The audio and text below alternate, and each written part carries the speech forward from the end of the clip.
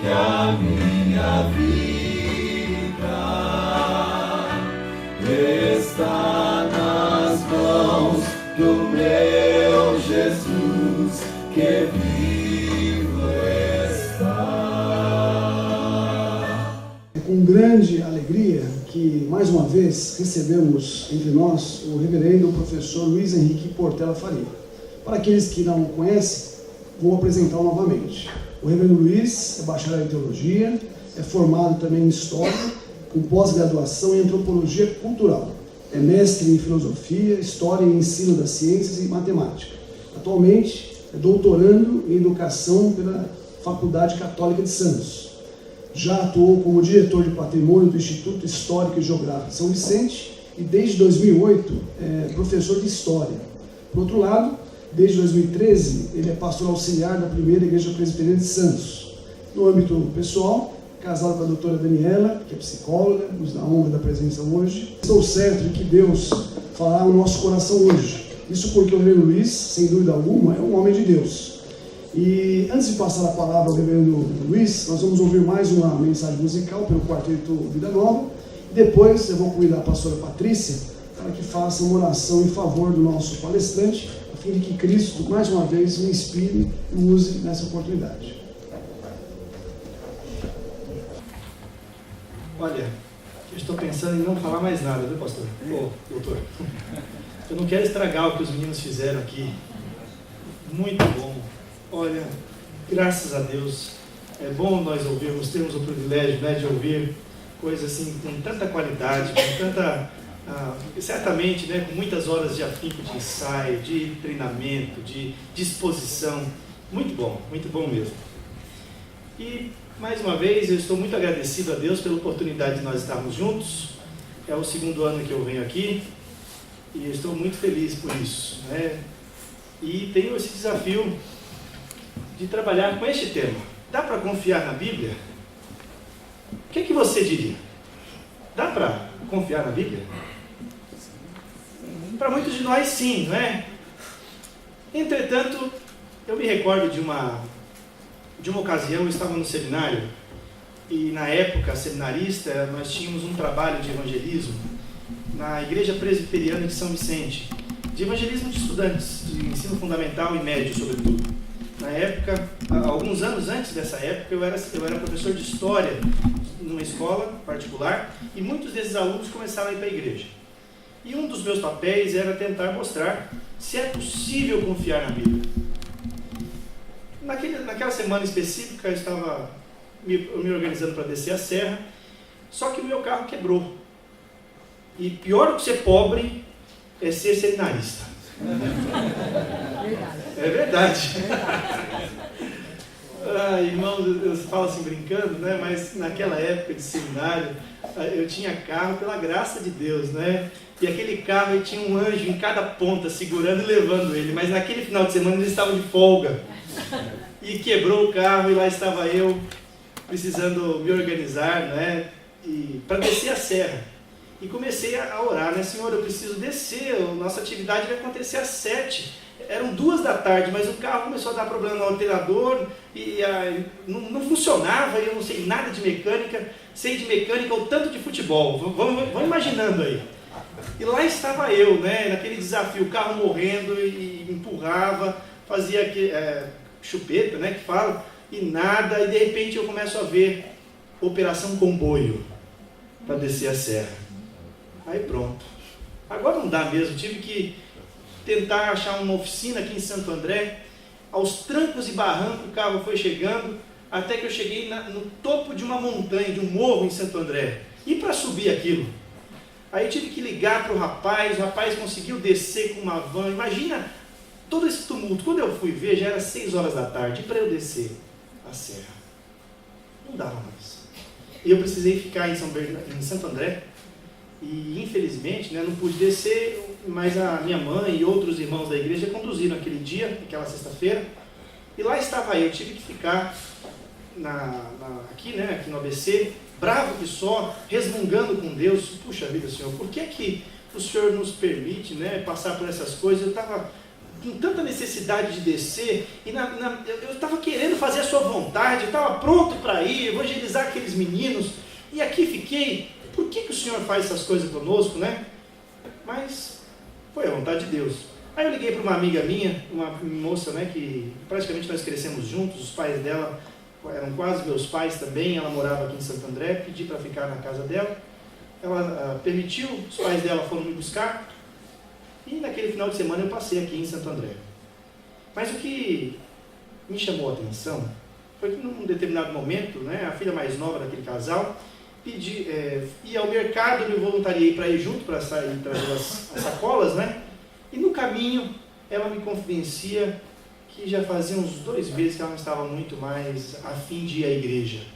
Ela estava fazendo o seu primeiro ano de faculdade e os professores da universidade questionavam insistentemente a sua fé, de tal maneira que ela não sabia dar resposta à sua fé. E por isso, não tinha mais sentido para ela ir à igreja.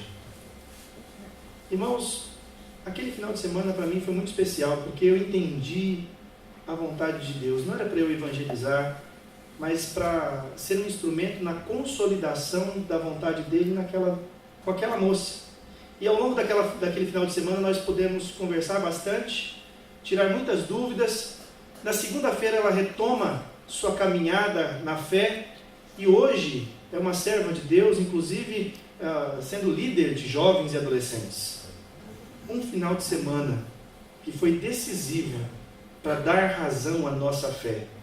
A esse respeito, eu quero lembrar o texto, por exemplo, de 1 Pedro, capítulo 3, versículo 15. Olha o que está escrito: santificai a Cristo como Senhor em vosso coração, estando sempre preparados para quê? Para responder a todo aquele que vos pedir razão da esperança que há em vós. Um dos chamados específicos do povo de Deus não é simplesmente para ir adorar a Deus. Esse é um dos nossos chamados. Servir a Deus é outro dos nossos chamados.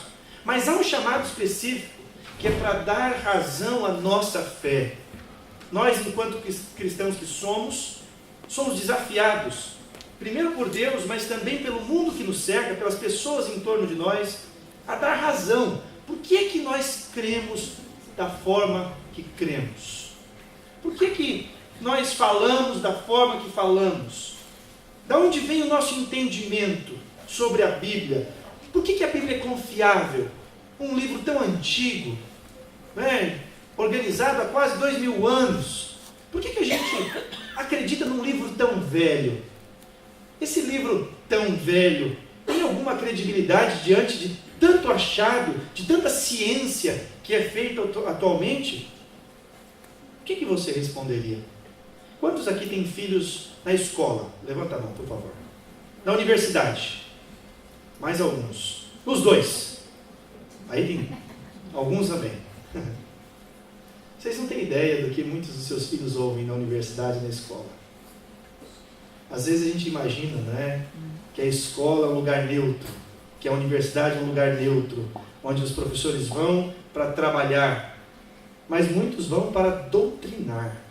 E doutrinar da maneira contrária. Doutrinar militando contra a fé cristã, ou qualquer tipo de fé.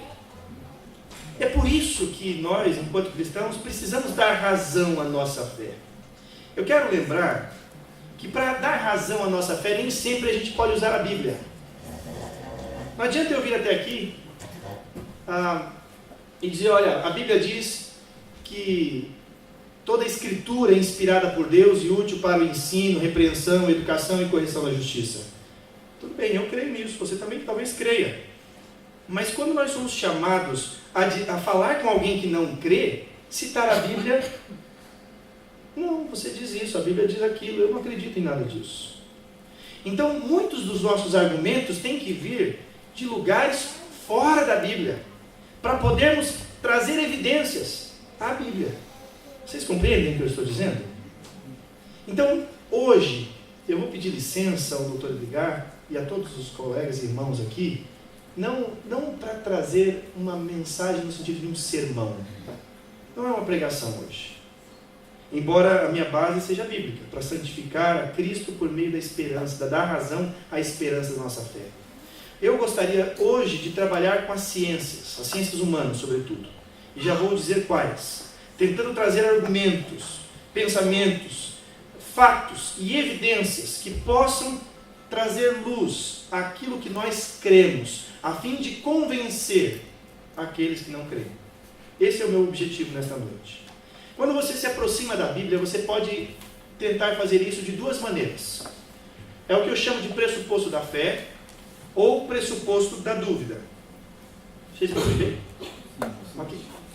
O pressuposto da fé, quando se aproxima da Bíblia, já entende que ela é inspirada, que ela é palavra de Deus, que ela é autoritativa para a sua, para a minha vida. Porque nós temos fé, nós cremos nela.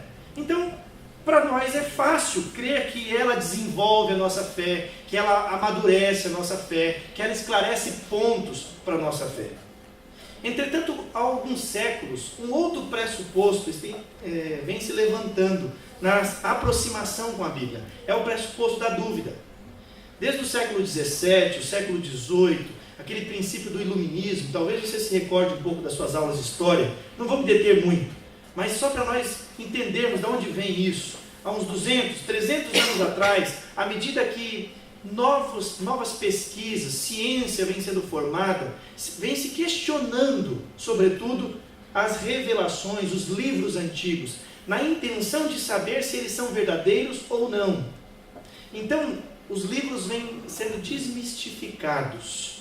Aqueles aspectos de Deus, da intervenção divina, vem sendo colocado ao lado, na intenção de se conhecer apenas aquilo que é material, concreto, aquilo que os meus olhos veem, aquilo que as minhas mãos podem pegar.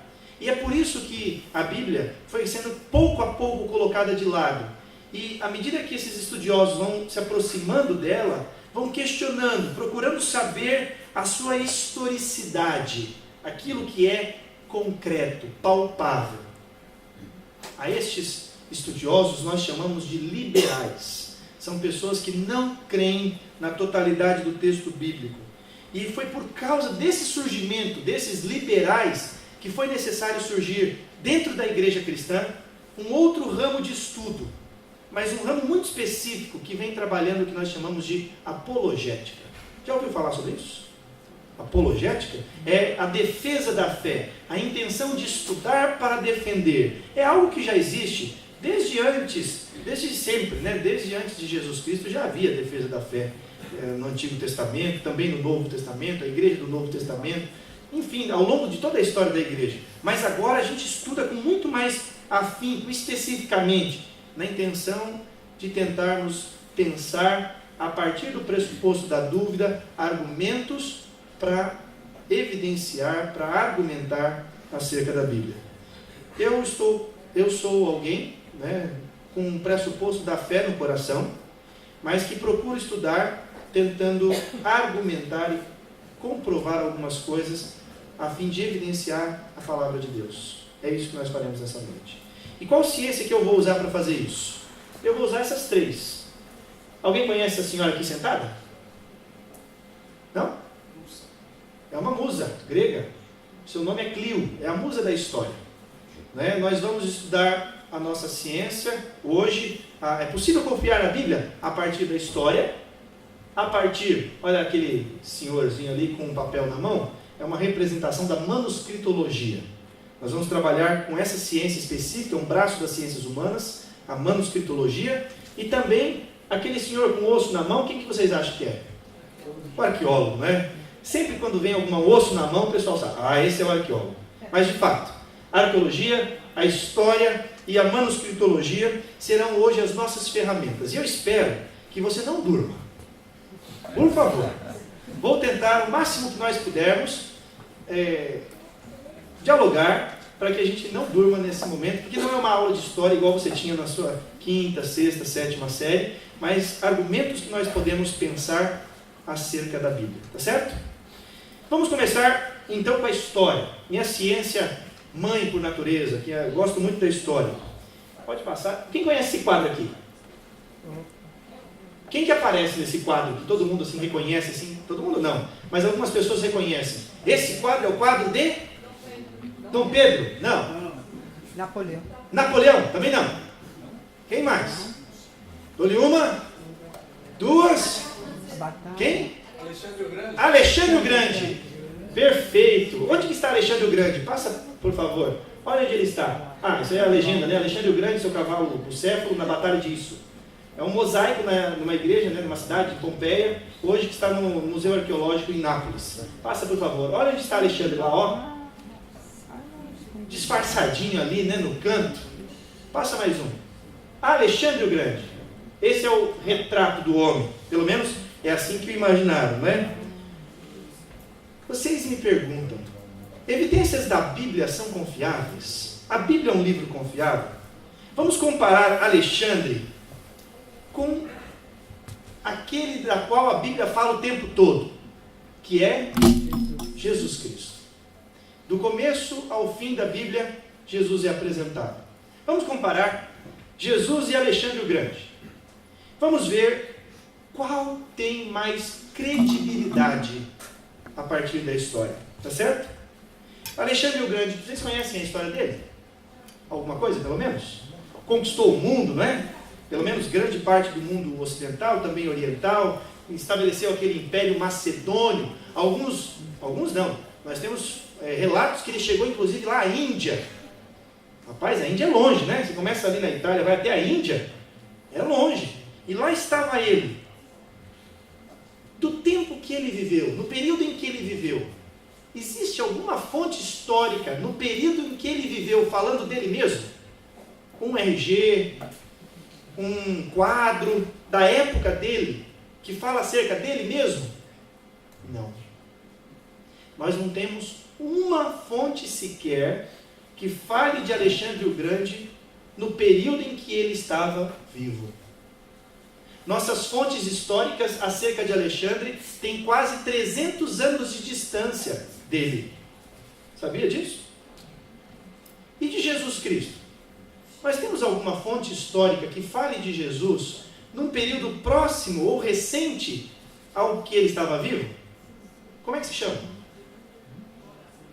A Bíblia, o Novo Testamento. Nós temos 27 livros, pequenos livros, e outros ainda, que falam de Jesus, da existência de um homem chamado Jesus, num período próximo à sua existência. Por que alguns duvidam que Jesus existiu e não duvidam de Alexandre? Você pode me responder, por favor? Aliás, o único registro que nós temos de Alexandre, que ele chegou à Índia, tem muito mais do que 300 anos. E de Jesus nós temos uma fonte recente. A biografia de Alexandre tem muito mais do que 300 anos. A biografia de Jesus tem 40, 50 anos após a sua morte. Do ponto de vista dos argumentos, qual é que vale mais? A fonte histórica mais próxima ou mais longe? Mais próxima. E o historiador sabe disso. Nós, historiadores, sabemos que quanto mais próxima a fonte histórica do seu acontecimento, mais chance de fidedignidade há de haver. Entretanto, nós, com relação a Alexandre, não. A biografia dele vem 300 anos depois, escrita por Plutarco, né? Um livro lá específico, os Evangelhos.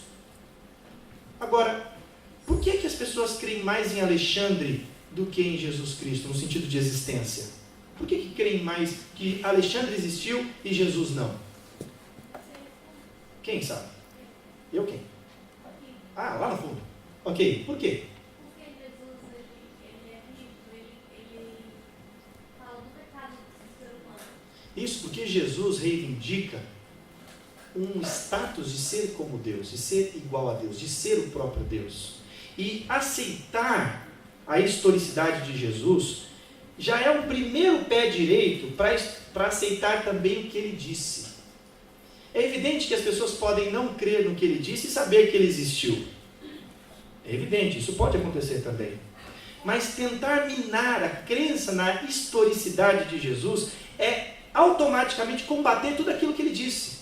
Daí dizer que Jesus não existiu, foi um grupo de gente que falou que ele existiu, construiu a fala dele, expressando a religiosidade de um povo, mas de um povo que construiu isso. Ora, você já viu alguém morrer por uma mentira? Ninguém morre, isso mesmo. Ninguém morre por uma mentira. E aqueles homens que seguiram Jesus morreram por aquilo que eles estavam pregando. Se eles soubessem que aquilo nada era verdade, vocês acham que eles teriam dado a vida deles por uma mentira? É evidente que não. Alexandre foi um grande conquistador, um grande imperador, e deixou poucos rastros da sua historicidade. Agora nós queremos rastros específicos da historicidade de um homem que era filho de um carpinteiro no meio da Palestina? Irmãos, esse é um bom argumento, eu acho. É um bom argumento para, na universidade, a gente poder começar a dialogar os critérios para os debates históricos. A história se passa, aliás, o tempo passa, e quanto mais o tempo passa, menos evidências nós temos. Vai ficando mais difícil a ação do tempo, os ladrões da história. Já ouviram falar daqueles homens que entram em catacumbas, roubam os tesouros, né? A geografia do lugar vai dificultando o acesso às fontes históricas. Mas eu não estou duvidando da historicidade de Alexandre o Grande. Eu sei que tem escultura sobre ele, tem um mosaico, tem documentos, tem a sua biografia, tem uma vasta documentação que comprova que Alexandre existiu. Só que há muito mais de Jesus do que de Alexandre. Só que no caso de Jesus, a alta crítica levanta uma série de dúvidas, se questiona a sua existência, mas a alta crítica aceita a existência desse imperador. Percebe a incoerência na argumentação? É isso que eu quero que vocês percebam comigo nesta noite. Há a possibilidade de um diálogo com as fontes históricas, arqueológicas e da manuscritologia para mostrar que a nossa fé tem sentido, que ela é substancial, que ela não é simplesmente fruto de um coração que, eu resolvi crer hoje. É muito mais do que isso. Meu tema é, dá para confiar na Bíblia? Sim. A Bíblia é um excelente documento histórico e, como tal, ela consegue comprovar suas argumentações, aquilo que está escrito. E eu parto do princípio que, se a verdade histórica está no livro da Bíblia, consequentemente, a teologia que ela traz, aquilo que ela fala acerca de Deus, também é verdadeiro. Eu, pelo menos, creio assim. Agora, a Bíblia, necessariamente, ela não tem a intenção de provar que ela é verdadeira. Não é? Ela não tem a intenção de trazer argumentos e comprovar a veracidade desses argumentos. Porque ela parte da ideia de que ela é autoridade vinda do próprio Deus. Vocês, muitos daqui são da área da jurídica, né? Quem é da área jurídica? Levanta a mão, só para eu ter uma ideia. Muitos. 1/3 praticamente do auditório. Então vocês vão entender bem o que eu vou dizer. Se você é parado por um policial e de repente o policial diz assim, olha, tem droga aí no seu bolso. Você tem cara aí, tem alguma coisa aí. Ele pode inclusive te levar à delegacia, por mais que você saiba que não tem. Por que pode? Porque ele é autoridade e tem fé pública. Se você está passando na cidade, de repente um amarelinho, em Santos é amarelinho, né? Não sei aqui é amarelinho também? Marronzinho, ótimo. Você fala das cores e dá até um nó na garganta, né? Você está passando de carro, de repente ele supõe, se ele quiser, não estou falando que ele faria isso, não é nada. Vamos supor que essa autoridade de trânsito olha para você e diz assim, passou no sinal vermelho, não gostei desse camarada. Ele multa você. Para você provar que não passou, o que você precisa fazer? Uma série de recursos, mostrar fotos, sei lá. Nem sei se é possível fazer isso. Por quê? Porque ele tem fé pública. Parte-se da ideia de que o que ele fala é verdade. A Bíblia foi dita pelo próprio Deus, que é uma autoridade maior do que a outra. Você acha que ele vai ficar perdendo tempo dizendo que o que ele fala é verdade, tentando comprovar isso? Se a nossa autoridade humana tem fé pública, imagina Deus. Então, a Bíblia aqui tem um princípio de autoridade que ela simplesmente narra fatos, ela diz os fatos. E por conta disso, dessa simples fala, se pressupõe que as pessoas precisam acreditar porque é o próprio Deus falando. Agora, não é porque é o próprio Deus falando que as pessoas acreditam. Às vezes nós precisamos iniciar um diálogo a partir das evidências. E o que eu apresentei de Alexandre hoje é apenas uma evidência. Uma. Há outras? É evidente. Passa para mim, por favor. Quem sabe quem é esse cidadão aqui? Podia ser Nero. Aliás, os imperadores romanos, né? Volta, por favor. É tudo junto. É tudo meio igual, parecido. Mas não é Nero, não. Esse é Tibério César. Se você conhece um pouquinho de história, você sabe que Tibério é o imperador romano que passou no período de Jesus Cristo. Era um deles, né? Tibério era o imperador da época de Jesus. Nós temos mais evidências não cristãs de Jesus do que de Tibério. Sabia disso? Se eu for comparar por fonte, eu tenho que crer que Jesus existiu e Tibério não. Por exemplo, nós temos no mínimo 15 fontes não cristãs que mencionam Jesus Cristo nessas fontes. Sabe quantas tem dele? É menos. Chuta o número. 3. Quem dá mais? 1. Quanto? Alguém? 9. Vocês estão ruins, viu? Não vai sair bingo hoje. 9. E se nós fôssemos considerar as fontes cristãs, nós vamos ter 10 para ele, porque a Bíblia fala dele, aumenta 1 aí, e nós vamos ter 43 falando da existência de Jesus. Por que é que eu acredito na existência de Tibério, e que é apenas um rei, que está na sucessão dos reis romanos e tudo mais, mas que tem apenas 10 fontes históricas a seu respeito, e eu não consigo crer num homem que provavelmente existiu, tendo falado dele 43 fontes históricas? Qual que é mais provável ter existido? Se eu tivesse que escolher um, porque do ponto de vista da história, ela simplesmente diria, ambos existiram, embora tenha uma abundância de fontes de um do que do outro.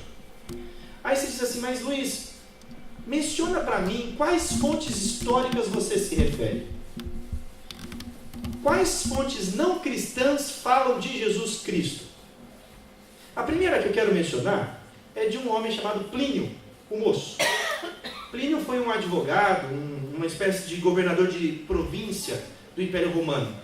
E esse Plínio, que viveu no ano 112 depois de Cristo. Ou seja, 80 anos depois da existência de Jesus, 90 anos talvez, esse homem olha para trás e narra acerca de um grupo chamado cristãos e do seu fundador, Cristo.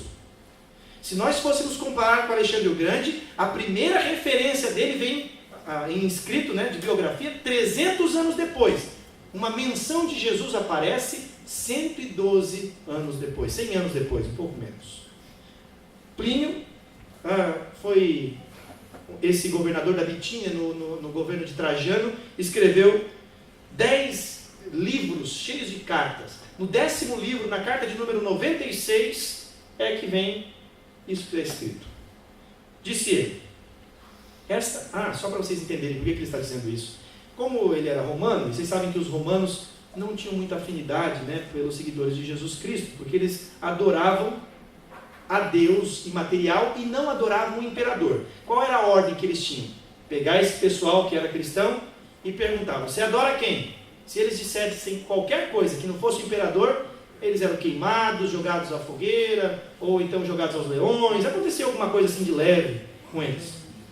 Foi nesse contexto que ele disse, olha, a regra que eu segui diante dos que me foram definidos como cristãos foi a seguinte, eu perguntei a eles mesmos se eram cristãos. Aos que respondiam afirmativamente, repetir uma segunda e uma terceira vez a pergunta, ameaçando-os com o suplício. Ele contando. Os que persistem, suplício era o castigo, né? Vocês imaginam aí? Os leões, o fogo, tortura, e assim por diante. Os que persistiram, mandei executá-los, pois eu não duvidava que, seja qual for a culpa, a teimosia e a obstinação inflexível deveriam ser punidas. Outros cidadãos romanos portadores da mesma loucura, quer dizer, pessoas que foram se convertendo no Império Romano, pus no rol dos que devem ser enviados a Roma. Então, Plínio estava dizendo que aqueles que tinham cidadania romana, ele pegava e mandava para ser julgado em Roma, citando os cristãos. Olha agora a outra citação que ele vai fazer. Todos estes adoraram a tua imagem e as estátuas dos deuses e amaldiçoaram a quem? Cristo. Quem mesmo? Cristo. É uma fonte que fala de um Cristo existente. Ele está dizendo que alguns cristãos, quando iam a Roma, abriam mão da fé para não morrer. Eles amaldiçoaram a Cristo. Porém, afirmaram que a culpa deles, ou erro, não passava do costume de se reunirem num dia fixo, antes do sol nascer, ou do nascer do sol, para cantar um hino a Cristo, como a um Deus. Veja, por que ele faz questão de citar como a um Deus? Porque ele reconhece que esse Cristo existiu como um ser humano. E estão tratando esse ser humano como a um Deus. E de obrigarem-se por juramento a não cometer crimes, roubos, latrocínios e adultérios, e a não faltar com a palavra dada, e a não negar um depósito exigido na justiça. Ou seja, está falando da profissão de fé deles. Eles tinham que prometer, né, não roubar, não cometer crime, não dar a palavra e mentir. Veja, é um governador romano falando da existência de um homem chamado Cristo. 100 anos depois da existência de Jesus. Uma fonte histórica não cristã que atesta a historicidade de Jesus. Para por aí? Não.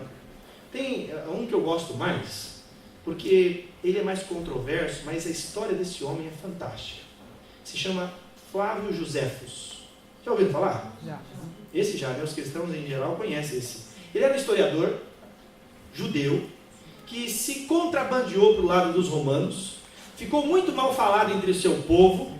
Ele inclusive acompanha a invasão, né, e também o massacre da fortaleza de Massada e outros, né? Ele vê os seus contemporâneos morrerem nas mãos dos romanos, e aí ele fica tão mal com aquilo, porque ele se contrabandeia lá para o outro lado, que ele resolve escrever a história dos judeus.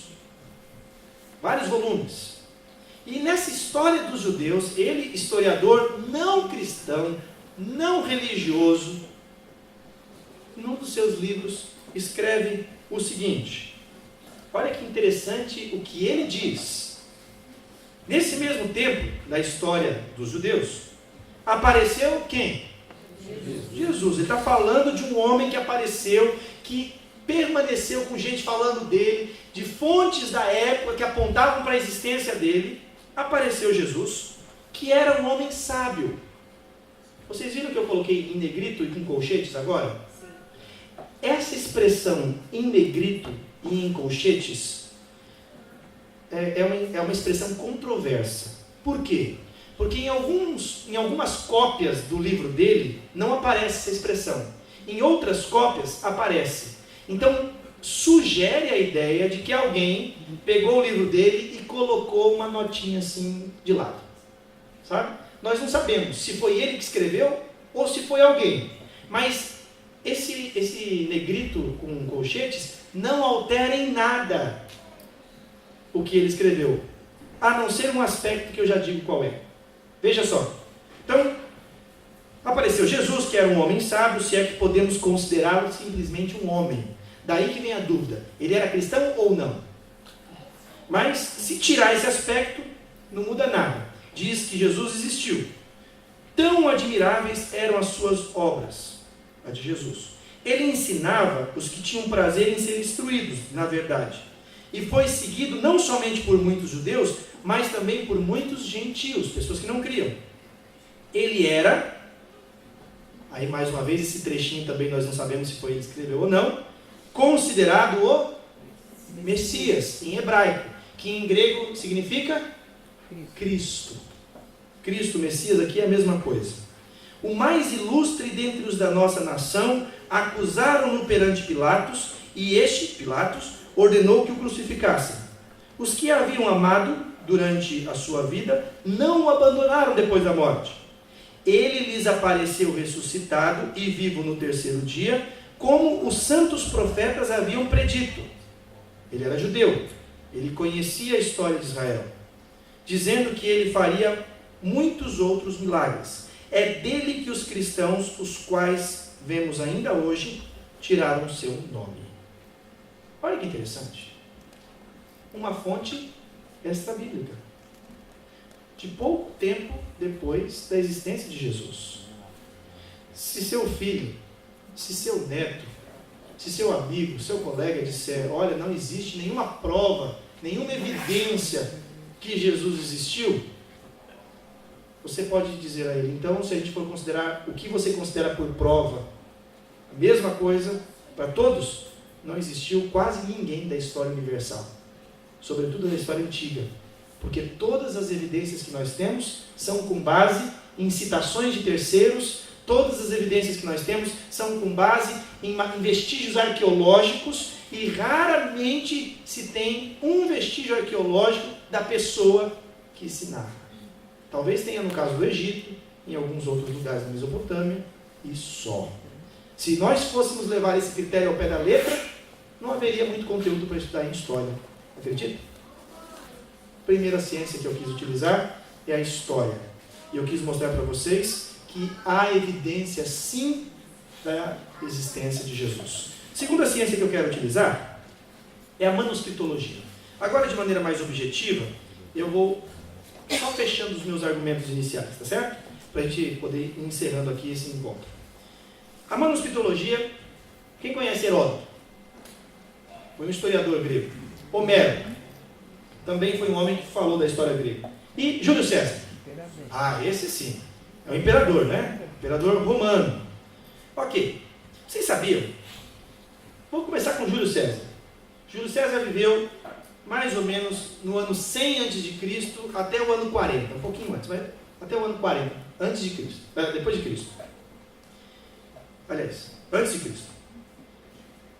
No período em que ele viveu, o que é que nós temos de documentos que fala dele? Sabe quantos? Nenhum. Nós não temos nenhum manuscrito dele, da sua autoria, ou de alguém da época dele falando sobre ele. Nenhum.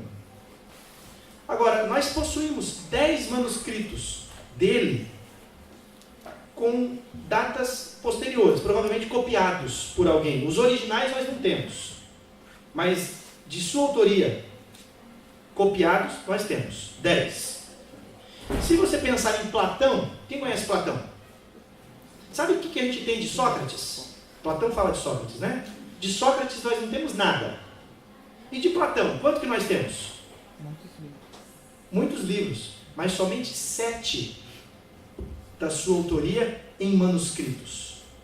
10 de Júlio César, 7 de Platão. Homero escreveu a Ilíada. Já leram a Ilíada? Muito legal. Esse é um bom livro para ler, assim, de literatura clássica, né? Ilíada, Odisseia. Sabe quanto que nós temos de Homero? Chuta. Pouco mais de 600 manuscritos. Mas sabe qual é o manuscrito mais antigo que eu tenho? 500 anos depois de que ele escreveu. 500 anos depois de que ele escreveu. E do Novo Testamento? Quantos manuscritos nós temos? Mais de 5.000. 5.000 manuscritos. E você sabia que muitos desses manuscritos, pouco tempo depois deles terem sido escritos. Ah, mas vocês têm o original? Não. Nós não temos o original de nada também. A manuscritologia impede igualdade. Passa para mim, vejam a tabela aqui montada, por exemplo. Só para vocês compararem. O texto de César a data de ele nasceu, do período em que ele nasceu. A cópia mais antiga dele é de 900, no caso aqui, depois de Cristo, né? Depois de Cristo. 1000 anos de distância dele, 10 cópias. Platão, 900 anos depois de Cristo. 1300 anos de distância, 7 cópias. Olha Aristóteles. A cópia mais antiga que nós temos de Aristóteles, 1100 anos depois de Cristo. 1500 anos de distância da obra original. 49 cópias. A Ilíada, de Homero, 500 anos de distância. 640 cópias. Heródoto, 1300 anos de distância dos seus escritos. A cópia mais antiga tem. E aí, 8 cópias. E o Novo Testamento? Nenhuma original. Mas, no máximo, 30 anos de distância daquilo que foi escrito. Nós temos 24.000 cópias, se considerar todos os fragmentos e o conjunto disso. Sabe o que isso significa, gente? Qual que é mais confiável em questão de autoria, em questão de veracidade do que está escrito? Os outros ou o Novo Testamento? Evidencialmente, o Novo Testamento. Há pouco tempo, foi encontrado nas cavernas de Qumran. Já viram essas cavernas? Os manuscritos de Qumran. Foram manuscritos que encontraram lá uma série de vasos, né, com peles de ovelhas, falando de textos bíblicos e de outros achados. Veja, por exemplo, os achados. Pode passar. 206 textos bíblicos, em hebraico, grego e aramaico. Outros não bíblicos, né, em hebraicos, outros não bíblicos em aramaicos. 22 gregos não bíblicos. Pode passar. Com tudo isso, acharam exemplares de Isaías. Eu vou terminar a manuscritologia falando de Isaías. Quando acharam a cópia de Isaías, pensaram, pronto, nós vamos comprovar que esses cristãos adulteraram o texto. Essa cópia é a cópia mais antiga que existe do livro de Isaías.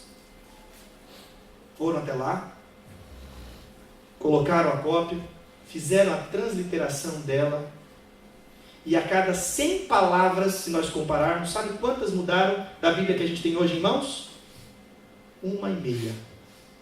O que mudou, se a gente fosse comparar, seria uma vírgula para cá, uma para lá, embora eles não tivessem vírgula. Mas estou dizendo assim, mudou tão pouco, que a alta crítica, que sempre duvida do texto bíblico, enterrou os argumentos. Vocês nunca mais ouviram falar dos livros que descredibilizam a Bíblia, já viram?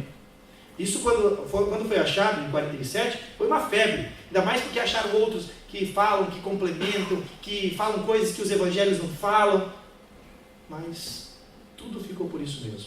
Por quê? Porque só mostrou que o texto bíblico é fidedignamente escrito sem uma alteração de ano para ano.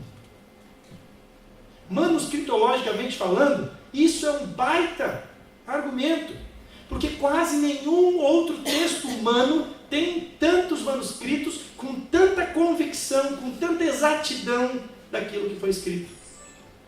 E por fim, olha a arqueologia. Olha o que a arqueologia vai nos somar. Eu quero terminar com a arqueologia, com 3 últimos argumentos. 3 últimas, na verdade, achados arqueológicos há muitas. Você pode, inclusive, procurar no YouTube. Tem um arqueólogo que eu gosto muito de ouvir, ele é adventista. Seu nome é Rodrigo Silva. Obrigado. E o doutor Rodrigo, inclusive estudioso na Universidade Hebraica de Jerusalém, trouxe muita contribuição com relação às evidências arqueológicas. Ele é a minha fonte para dizer sobre a lista de reis sumérios e também o código de Gilgamesh. A lista de reis sumérios é uma lista antiga, né? Bastante antiga, a mais antiga lista de reis que menciona no meio dela o dilúvio. Está lá, rei tal, filho de tal, que nasceu de tal, e aí seu filho foi tal, tal. No meio da lista ele para e diz, antes do dilúvio. Depois continua, depois do dilúvio. Uma lista de nomes que menciona o dilúvio no meio. A pergunta é, por que se fez questão de mencionar o dilúvio numa lista de reis? Você imagina? Porque foi um argumento que marcou a época. E há muitas nações e culturas que fazem referência a dilúvio, a um dilúvio universal. Então, arqueologicamente, nós temos um artefato muito antigo que menciona um fato que a Bíblia diz em Gênesis 7 e 8. Muito antigo. Não é a Bíblia só que fala de dilúvio. Nós temos registro de dilúvio, inclusive aqui na América, sabia? Entre os astecas, entre os incas. Sabiam disso? Dilúvio, aqui. Por que será? Alguns diriam, porque foi no mundo inteiro. Pois é. Há muitas culturas que mencionam. Inclusive, uma outra menção desse dilúvio acontece na Epopeia de Gilgamesh. A Epopeia de Gilgamesh fala de Gilgamesh, um herói da cultura suméria, que foi orientado pelos deuses, olha a história, a construir um grande barco, a colocar um casal de cada animal nesse barco e aguentar 40 dias, 40 noites, enquanto chovia, e depois a abrir as janelas e a usar de pássaros para saber se a água baixou. Eu conheço essa história de algum lugar? É impossível não associar com Gênesis, com Noé. Perceba vocês que muitos anos antes da Bíblia ser escrita, os povos já comentavam dos acontecimentos que a Bíblia iria narrar. Essa é uma evidência arqueológica. A outra, por exemplo, até há pouco tempo atrás, tudo que a Bíblia diz, pode passar, era mentira. Só se acredita na Bíblia quando se há uma evidência arqueológica. Ninguém acreditava que Davi existiu, até o dia que apareceu um monumento que cita o nome de Davi. Agora, desde o século XIX, encontraram essa cidade. Tem ideia de que cidade é esta? Que está hoje no Iraque? Ur da Caldeia. Descobriram Ur. Começaram a escavação. A escavação que continua, inclusive, há pouco mais de 100 anos, porque é muito caro, você fazer uma escavação. Sabe o que foi descoberto nessa escavação? Que Ur foi uma cidade que entrou em decadência, muito grande, muito bem economicamente, mas que entrou em decadência moral e religiosa. E por conta dessa decadência moral, houve uma migração das famílias. Provavelmente Terá, pai de Abraão, saiu nesse período para Harã, conforme a Bíblia diz, por causa dessa decadência moral que as escavações identificaram, comprovando aquilo que a Bíblia já dizia. Só isso? Não? Um terceiro e último argumento que eu quero mostrar para vocês. A estela de Minertá. É uma estela egípcia. 1.200 anos antes de Jesus nascer, 1.200 anos antes de Cristo, essa estela foi escrita por um rei do Egito chamado Merneptah, daí o nome da estela, que cita alguns povos que são inimigos do Egito. Dentre esses povos estava quem? Israel. Você conhece essa nação? Sabe por que é importante citar Israel aqui, para nós? Porque até antes de acharem essa estela é esse monumento, Antes de acharem a estela, o pessoal dizia, não, Israel não existia. Isso era uma criação. Israel era um grupinho de gente que só vai se organizar 500 anos depois disso aí. Era impossível que a Bíblia fosse verdadeira, porque Israel não existia como nação. 1.200 anos antes de Cristo ela já existia. E a estela revelou. Sabe o que eu concluo de tudo isso? Quero terminar por aqui. Eu concluo o seguinte. Israel já estava... Aí é o trechinho da estela citando, aquele trechinho ali que eu coloquei para vocês. Eu concluo isso aqui. A ignorância é ousada. A ignorância é ousada. Pessoas falam o que falam sem terem conhecimento dos fatos. Há muitas evidências bíblicas, há muitas evidências fora da Bíblia que demonstram que é possível confiar na Bíblia. Então, se alguém me pergunta, Luiz, é possível confiar na Bíblia? Eu vou dizer, sim. Como não? As evidências arqueológicas normalmente desmentem os historiadores.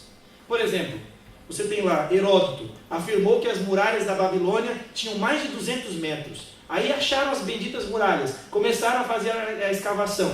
Sabe o que descobriram? Que ela era muito menor do que ele disse. Evidências arqueológicas desmentem historiadores. Mas até agora, todas as evidências só comprovam aquilo que a Bíblia diz. Se nós levarmos os mesmos critérios para saber se existiu Alexandre, Plutarco, Platão, Sócrates, Aristóteles, Heródoto, Tibério César, se a gente for levar esses mesmos critérios para Jesus, a evidência só vai dizer: Jesus teve mais chance de existir do que todos os outros. Agora, você vai sair daqui sabendo evidências. Isso é suficiente para lhe fazer crer nelas? Não. Porque a Bíblia diz que só o Espírito Santo nos faz crer. Por mais que você argumente, construa ponte, o máximo que você pode fazer é mostrar o óbvio que os nossos olhos podem ver. Mas para crer, para que o pressuposto da fé haja no meu coração, eu preciso do próprio Deus. Sem Deus, o meu pressuposto vai continuar sendo o pressuposto da dúvida. O pressuposto daquilo que eu penso, do que eu acho, do que eu digo. Agora, quando eu tenho fé no meu coração, não é mais o que eu penso, não é mais o que eu acho, não é mais o que eu digo. É o que eu creio e é o que a Bíblia diz que para mim é palavra autoritativa para a minha vida. É possível confiar na Bíblia? Certamente sim. Muito obrigado.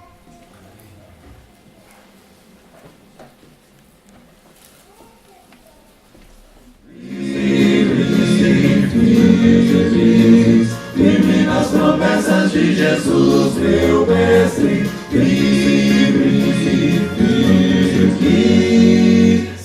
Firme nas promessas de Jesus. Te segure nas tuas mãos.